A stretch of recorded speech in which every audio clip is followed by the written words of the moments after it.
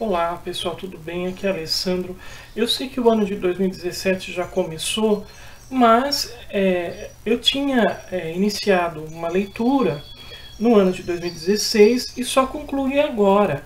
Eu gostaria de compartilhar as minhas impressões com vocês sobre o livro incrível que eu li agora na virada desse ano, que é Atlas de Nuvens, de David Mitchell. Esse livro, há algum tempo, eu estava querendo ler. Eu tinha assistido o filme. Esse livro ele foi adaptado para o cinema. No Brasil ele foi chamado A Viagem. Eu tinha gostado do filme e depois eu fiquei interessado em ler no original. Aí eu comprei a edição, o título original é Cloud Atlas. Eu comecei a ler, gostando, mas acontece que estava achando a linguagem dele um tanto difícil e eu deixei de lado e fiquei sabendo que a Companhia das Letras ia lançá-lo aqui no Brasil. Bom, depois de um prazo de mais ou menos 2 anos, eis que no ano passado, acho que em agosto do ano passado, a Companhia das Letras lançou Atlas de Nuvens nessa edição lindíssima. Olha, um projeto gráfico muito legal. O livro vem dentro dessa caixa ou essa luva. Eu vou mostrar para vocês. Aqui nós temos várias fotos de diferentes épocas. É muito legal essa caixa. É uma reprodução fiel da capa da edição norte-americana do Cloud Atlas. Então, o livro é esse aqui, tá? Vou mostrar aqui. E é assim, eu gostei muito do projeto de editoração da Companhia das Letras. Eu achei inovador, eu achei de vanguarda. Eu espero que a editora continue investindo nesse formato que estimula as pessoas quando vem, né, uma edição tão bonita como essa numa livraria, faz com que as pessoas tenham mais vontade ainda de adquirir o livro.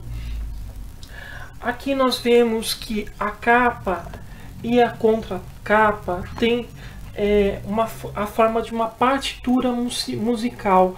Isso tem a ver com a obra. Um pouco dessa edição que está linda, muito bem feita.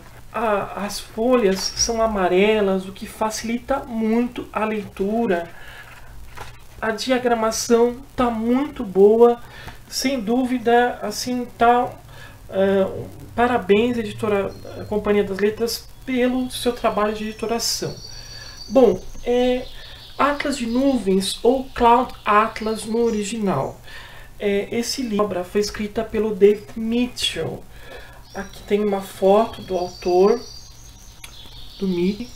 Aqui, o Mitchell, ele é inglês. A Companhia das Letras publicou mais outros 2 romances dele.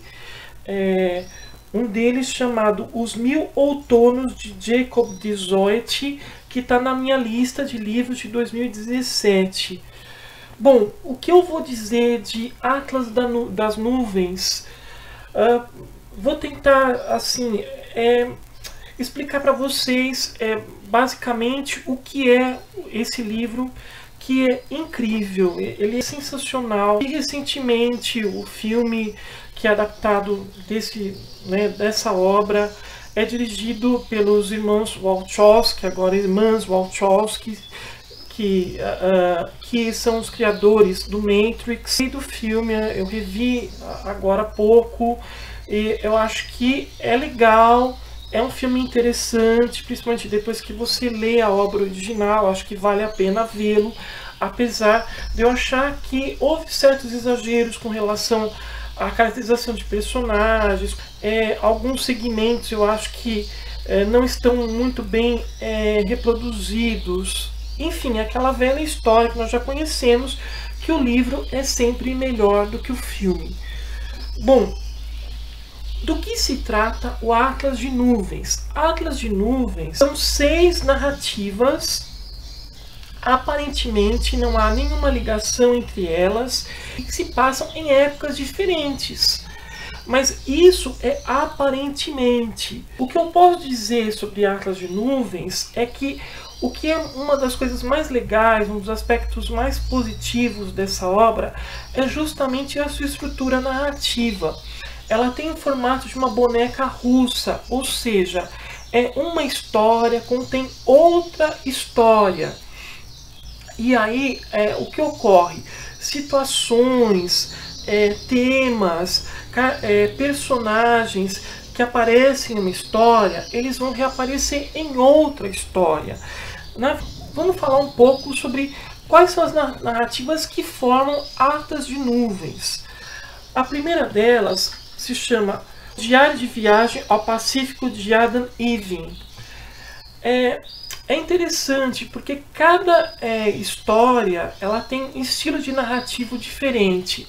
Essa aqui vai ser sobre a forma de realmente um diário de viagens, escrito dentro da maneira como se escrevia obras do século XIX. Então, nós temos um relato que é contado pela perspectiva do Adam Iving.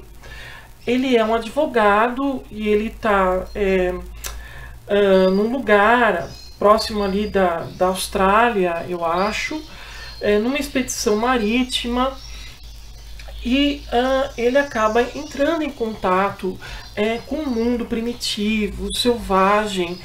É muito interessante a maneira como o Mitchell ele desenvolve esse segmento de Atlas de Nuvens. Me pareceu muito com as histórias do Herman Melville. Algumas passagens aqui, principalmente que se passam dentro do navio, me lembrou muito Moby Dick, com relação à descrição do cotidiano, a maneira como os marinheiros se comportam dentro da tripulação. Então é muito legal. Essa parte do romance ela é muito bem contextualizada. Eu acredito que o autor fez uma pesquisa histórica e vai tratar justamente do conflito entre o civilizado e o bárbaro, que às vezes é difícil da gente poder estabelecer um limite entre isso. E na verdade vai demonstrar que muitas vezes aquelas pessoas que nós achamos as mais civilizadas são aquelas que se revelam as mais brutais e selvagens num certo sentido. Uma história que forma o Atlas de Nuvens é chamada de Cartas para Zigdarren, acho que é esse o nome do lugar. Também nós temos aqui uma história com formato de narrativa epistolar. É a troca de cartas entre dois amigos, o Robert Frobisher e o Rufus Sixsmith. O Frobisher ele vai nessas cartas que são endereçadas a esse amigo dele contar o que acontece com ele. Ele relata experiências dele na cidade da Bélgica, porque ele quer se tornar um compositor de sucesso, é o sonho dele. Ele vai atrás de um outro compositor justamente para ajudá-lo. Eu achei muito interessante também a composição desse personagem, porque ele não é um personagem atípico, digamos assim. Ele é cheio de falhas de caráter, ele é um jogador inveterado, ele foi deserdado pelos pais, ele também presta serviços sexuais, digamos assim, para poder se manter. Eu achei, mais uma vez, eu encontro referências literárias, principalmente ao Sofrimento do Jovem Werther, do Goethe. Eu acho que é um diálogo intertextual com relação à caracterização do personagem, em certas situações, que eu achei bem interessante. A terceira história já muda completamente das outras duas. É chamada de... A protagonista é a Louisa Ray. Ela quer se tornar famosa dentro da sua área, mas ela trabalha numa revista de fofocas e de repente, de uma forma inesperada, ela se vê diante de um furo jornalístico que vai envolver uma conspiração que gira em torno de uma usina nuclear. Então é uma narrativa de suspense, de ação, é um típico thriller policial. Essa é uma outra história também que é desenvolvida de uma forma completamente inusitada, que vai pegar o leitor de surpresa. O protagonista é o Timothy Cavendish, que por causa de uma situação bizarra, ele é envolvido em uma outra situação ainda mais bizarra ainda, e é um relato de memórias. E o Cavendish, ele é o que a gente chama de narrador não confiável, a gente não sabe até que ponto ele está falando a verdade e até onde ele está inventando. E é muito criativa essa história, tem momentos muito engraçados, situações realmente hilárias, que vão fazer com que o leitor ele acaba rindo das desgraças do protagonista, que é literalmente uma figura. Uma rogativa de Sony 451. Novamente, o David Mitchell vai mudar completamente de estilo. Aqui nós temos uma ficção científica distópica. Se passa num futuro distante e a protagonista é um ser artificial que toma consciência da realidade completamente absurda em que ela está inserida. Você lendo esse segmento, que para mim foi o mais instigante, me faz muito lembrar os romances do Philip K. Dick, porque aqui há um questionamento sobre o que nós podemos definir como um ser humano. Também há ecos aqui de Admirável Mundo Novo, do Aldous Huxley, e 1984, do George Orwell. É muito interessante a maneira como o Mitchell descreve esse futuro. Os cenários são descritos com uma riqueza de detalhes. Ele também vai dar um cunho filosófico a esse segmento de Atlas de Nuvens, que eu achei interessante. A última história que fecha Atlas de Nuvens é chamada de O Val do Sloucha e o que deu a depois. Essa é a narrativa mais estranha, mais inovadora e mais original de Atlas de Nuvens. Ela vai se passar também num futuro ainda mais distante, pós-apocalíptico, onde houve uma queda das grandes civilizações, e vai justamente refletir sobre o que as ações do passado fizeram para transformar esse futuro num lugar tão hostil, num lugar tão difícil de você conseguir sobreviver. O mais legal aqui é que é uma narrativa em primeira pessoa, também através do que a gente chama de um narrador não confiável. A gente não sabe até que ponto ele está falando a verdade, até que ponto ele está inventando. E é muito interessante porque o Mitchell, ele praticamente cria um dialeto para que esse personagem faça o seu relato. E eu acredito que isso tenha dado um trabalho hercúleo para o Paulo Henriques Brito, que fez um excelente trabalho de tradução em Atlas de Nuvens. Então, gente, aqui nós temos em Atlas de Nuvens, eu acredito que é um romance pós-moderno. Por quê? Porque todas as 6 histórias elas vão se relacionar principalmente através dos temas. Os principais temas, eu acho, de Atlas de Nuvens é justamente essa luta